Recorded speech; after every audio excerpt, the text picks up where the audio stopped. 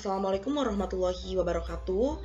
Perkenalkan, nama saya Nabila Nur Azizah dengan NIM 444-322-0122. Tujuan saya membuat video kali ini adalah untuk memenuhi salah satu tugas mata kuliah biokimia hasil perairan.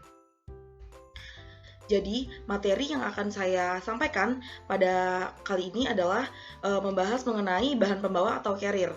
Jadi, bahan pembawa atau carrier merupakan salah satu faktor yang penting yang harus diperhatikan dalam proses kristalisasi glukanoacetobacter.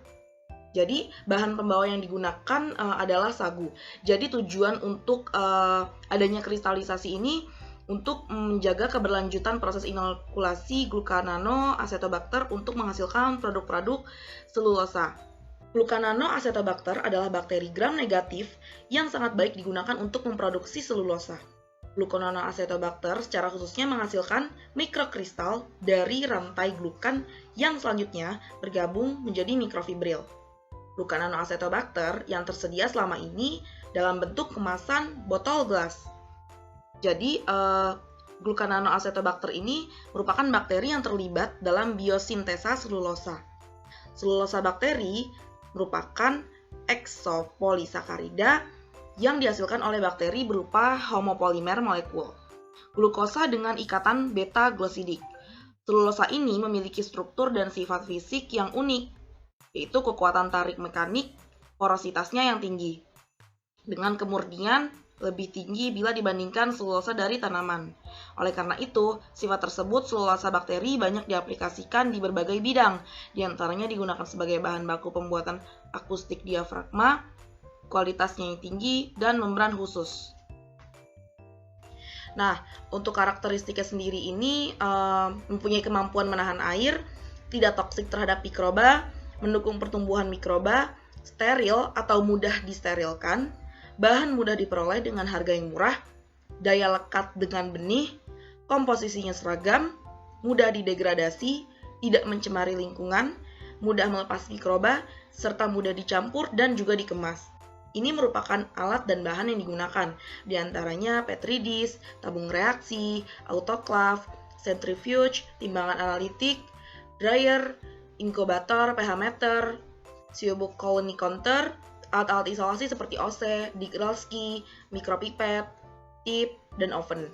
Dan untuk bahannya yang digunakan yaitu kultur cair glucanano dari nanas, asam asetat glasial, sukrosa, air, aquades, dan juga NaOH sebanyak 0,1%.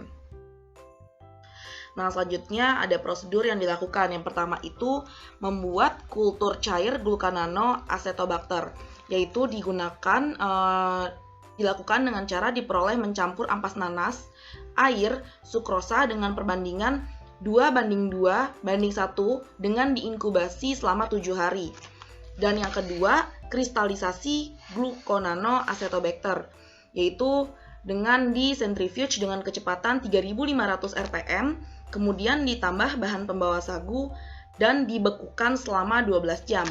Yang ketiga, pengujian populasi sel hidup, yaitu digunakan dengan metode spread plate dengan didiamkan 30 menit dan diambil 1 mili dan diinkubasi selama 24 jam. Yang keempat itu pengujian kehilangan air, yaitu digunakan dengan mengoven selama 2-3 hari dengan suhu 60 hingga 70 derajat Celcius. Dan yang kelima yaitu pengujian berat kering selulosa.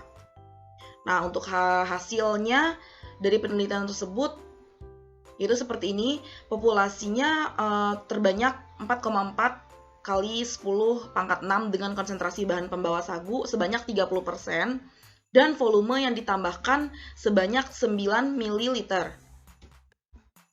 Nah, ini persen kehilangan air kristalisasi glucananoacetobacter, yaitu dapat disimpulkan bahwa kehilangan air yang dicapai mencapai 9,3%, yang mana mengindikasikan bahwa proses kristalisasi menggunakan bahan pembawa sagu yang memberikan produk yang lebih kering. Selanjutnya ini ada berat kering selulosa. Jadi kadar berat kering selulosa terbesar yaitu 23,45% terdapat pada kristal glucananoacetobacter dengan bahan pembawa sagu yang mempunyai konsentrasi 30% dan volume penambahan 9 ml.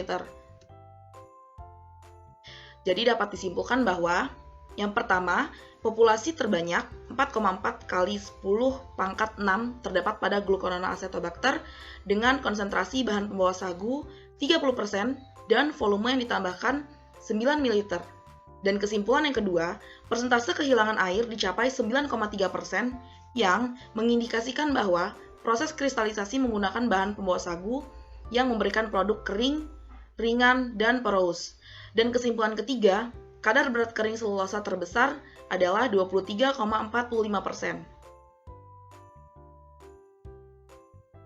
Mungkin sekian video yang dapat saya sampaikan. Semoga video ini bermanfaat.